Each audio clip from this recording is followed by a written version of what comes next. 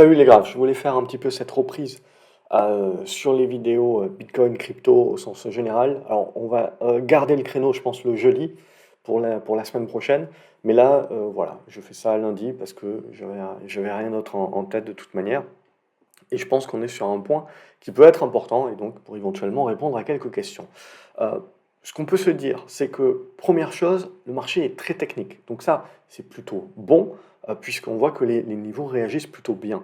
Ça a surtout été le cas, vous le voyez, quand on a eu le rebond, on s'est servi de l'ancien oblique support comme de résistance. Et là, dorénavant, vous le voyez, on continue d'être dans la correction et cette correction est en train, avec le chandelier du jour, de venir chercher le support dont on a parlé, ce support des 25 000 dollars qui est important. Pour autant, il ne faut jamais être binaire sur le marché parce qu'évidemment, dès qu'on va, ce niveau des 25 000 dollars est vu par la majorité des gens. Et si on vient à le casser, évidemment, ça va créer la panique, ça casse par le bas, c'est fini, tutti quanti. Ce qui m'intéresse donc pour moi, c'est d'aller chercher un petit peu souvent les supports un petit peu en dessous, qui peuvent être avec des claquages de stop, etc., qui peuvent être visités sans pour autant remettre totalement à contresens la tendance. Et ce niveau-là, pour moi, c'est les 24 000, 24 200. Ok, ça, pour moi, ça va être un niveau qui est plus important que les 25 000, même si graphiquement, les 25 000, on le voit, sont un niveau important. Donc 24, 25K, c'est le niveau pour moi de support important. Si on vient à casser ça par le bas, eh ben, je me mets tout simplement en mode observation, même si là je suis en mode observation, mais ce sera en mode observation de loin parce qu'on aura cassé un petit peu toute la dynamique que l'on a mise en place depuis le début de l'année. Il ne s'agit pas encore de parler de retournement de la tendance à la baisse, c'est beaucoup trop tôt. Et pour ça, il faudra repasser en dessous des 21 000, 22 000. Mais voilà, pour moi, passer en dessous des 25 000, 24 000, ça serait une correction un petit peu trop forte et un essoufflement. Il faudrait le voir comme un essoufflement. Ce qui fait que ensuite, pour moi, le seul point qui pourrait me faire revenir, du coup, jouer un petit peu les cryptos et les valeurs crypto au passage, c'est si on est dans la capacité, vous voyez cette oblique ici, de revenir au-dessus et de la casser par le haut. Ça serait pas, il faudrait pas crier au bull run, il faudrait procéder par deux étapes, c'est-à-dire casser l'oblique, revenir sur l'horizontale, buter un petit peu mais rester au contact, et casser ensuite cette horizontale. Et là, on commencerait à se dire, ok, on tente de relancer la tendance après avoir consolidé, reprise de souffle sur la hausse depuis le début de l'année. Mais vous le voyez, ce sont les deux étapes pour moi qui me font rentrer à moindre risque à ce moment-là. Tant que ce n'est pas le cas, je laisse de côté. Je laisse de côté, je laisse le marché me dire qu'est-ce qu'il veut construire. Potentiellement un biseau descendant, vous voyez, avec une oblique qui serait aux alentours des 23 000. Voilà, comme je vous l'ai dit, 25 000, 24 000 pour moi, c'est ma zone. J'aimerais pas qu'on aille en dessous. Maintenant, on peut toujours aller faire de la mèche à 23 000, mais c'est vraiment, voilà, c'est les derniers carats dans ces zones-là, grosso modo. Et après, la problématique, c'est que en dessous des 24 000, on peut retracer quasiment toute la hausse qu'on en a faite depuis sur le mois de mars et revenir sur les 20 000. Donc c'est pas un marché sur lequel je veux être en face. Je veux plutôt attendre que le marché me valide un support et me montre qu'il a de la force là-dessus. Donc pour moi, c'est de la faiblesse, hein. On en avait déjà parlé. Sous les 28 000, 29 000 dollars, on est en faiblesse. Je ne veux pas être en face. Globalement, et donc je suis plus en mode attente de cassure de résistance pour rentrer, ou que le marché me démontre que mes 24 000 là que je vous ai donné est un bon support, commence à nous faire de la mèche basse, etc. Et on trouve des acheteurs sur cette zone. Mais en gros, voilà, j'attends que le marché me démontre l'un ou l'autre. Mais en attendant, pas grand-chose à faire. L'Ethereum, quand on va regarder, on est en train de revenir, vous voyez, sur l'oblique long terme. Et là aussi, je vous avais dit, les 1600 dollars, pour moi, ça va être un gros carrefour. Voilà, on y est, 1550, 1600 dollars. Il ne faut pas jouer à 50 dollars près, mais on va se retrouver dans la même idée. C'est-à-dire que pour moi, là, il faudrait qu'on se bouge. Sinon, le risque, évidemment, c'est d'aller retracer beaucoup plus fortement vers la zone des 1360, 1400 dollars. Mais dans tous les cas, je m'en moque, je ne me mets pas en face. Ce qui m'intéresse, moi, c'est que le marché me prouve qu'il tient cette zone-là, qu'il reconstruit là, qu'il arrive à revenir dans la zone des 1700 dollars pour se remettre dans une perspective d'essayer de casser par le haut. Et le retournement à la hausse, la relance de la tendance haussière, pour moi, ne se valide que, et si et seulement si, on arrive, vous voyez, à revenir au-dessus de cette zone des 1800, 1900 dollars. Et là, c'est le moment où j'ai envie d'acheter à nouveau pour du moyen terme. Mais sinon, c'est que du trading. C'est que du trading et je ne joue pas à autre chose parce que pour moi, ben, c'est faible, c'est très très faible. On en avait déjà parlé de cette faiblesse, si vous voulez, alors que depuis le début de l'année, on voit, il y a eu beaucoup de spéculations sur les valeurs du Nasdaq. Ça n'a pas suivi, ça n'a pas suivi sur les cryptos. Donc pour moi, voilà. Alors évidemment, beaucoup de personnes vont dire, bah, c'est parce qu'on attend, on attend l'ETF Bitcoin. Dès qu'il y aura l'ETF Bitcoin, ça va exploser à la hausse, etc. C'est- Je ne sais pas quoi vous dire. Un, j'en suis pas certain. Deux, c'est l'Arlésienne. On sent bien qu'à un moment donné ou un autre, il faudra bien qu'il accepte. Hein, je suis plutôt du côté de dire qu'on finira par avoir un ETF Bitcoin et un ETF pool de différentes cryptos. Mais quand? Et pour moi, je ne veux absolument pas bloquer du capital et essayer d'anticiper le quand. Je pense qu'on aura largement le temps. Si le marché a envie de spéculer sur l'adoption d'un ETF, on aura largement le temps de pouvoir prendre des positions à nouveau long terme, etc. Ça se fera pas. Vous aurez peut-être un pic évidemment sur la journée où ça sera annoncé, mais je pense que derrière il y aura une phase de construction qui permettra un petit peu de rentrer. Pour l'instant, voilà, c'est pas un truc que j'ai envie d'anticiper clairement.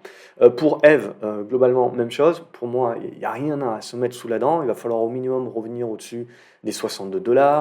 Le Binance Coin, on voit, il n'y a rien. Le Bitcoin, Bitcoin Cash, je m'en mêle les pinceaux. C'est un de ceux qui avaient bien performé, etc. Là, on revient justement sur les zones de soutien. Va falloir tenir cette zone, on voit, jusqu'ici, jusqu'à la zone des 160 $. Euh, c'est une zone qu'il va falloir tenir. Mais même chose ici, ce que l'on veut voir, c'est la cassure de cette résistance oblique pour pouvoir jouer la relance. Donc c'est là, c'est se partager, si vous voulez, entre acheter les supports avec le risque de se bloquer, voire de se prendre le train de face, ou attendre patiemment qu'on se remette dans des dispositions pour recasser les résistances.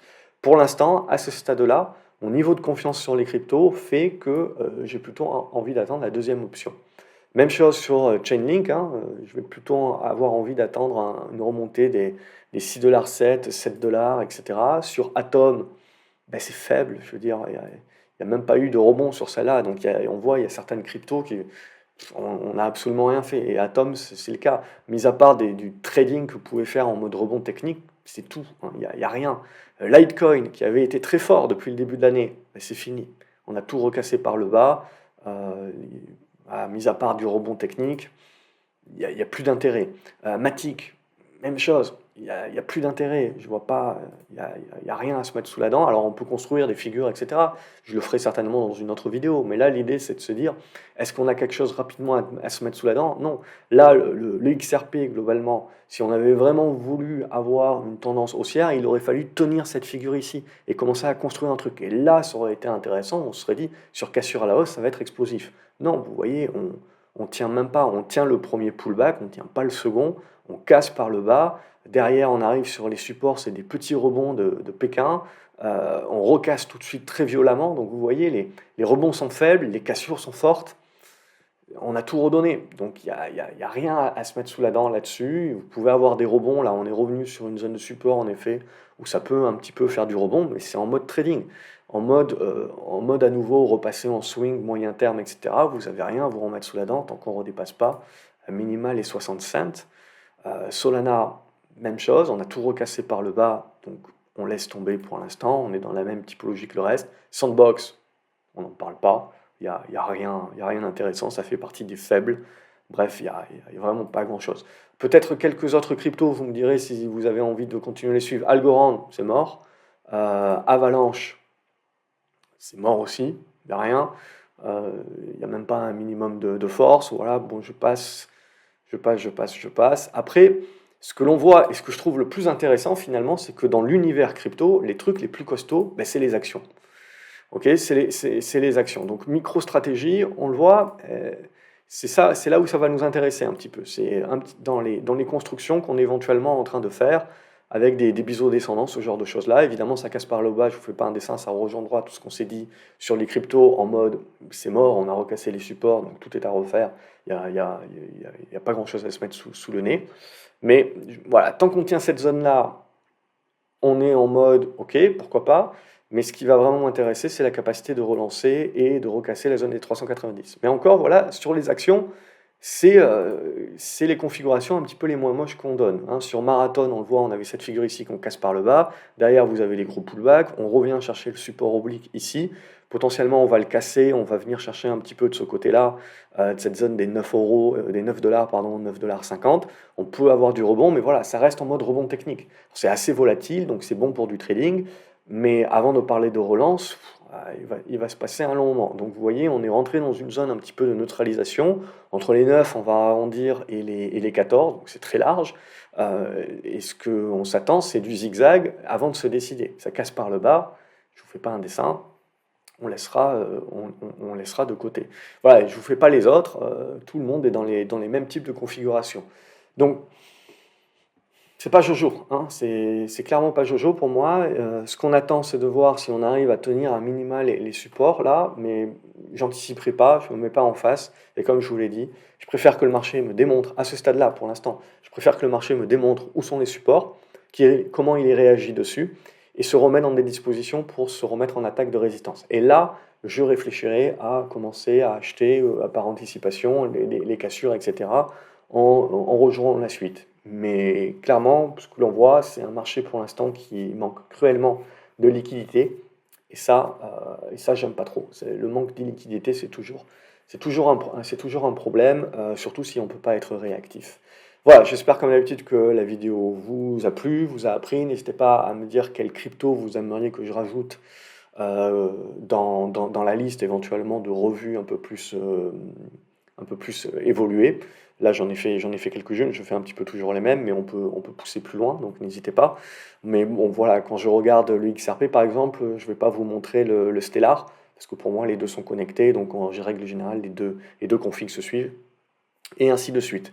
N'oubliez pas de liker la vidéo, ça fait toujours plaisir, de vous abonner à la chaîne, comme ça vous ne loupez pas les autres vidéos. Salut les graphes!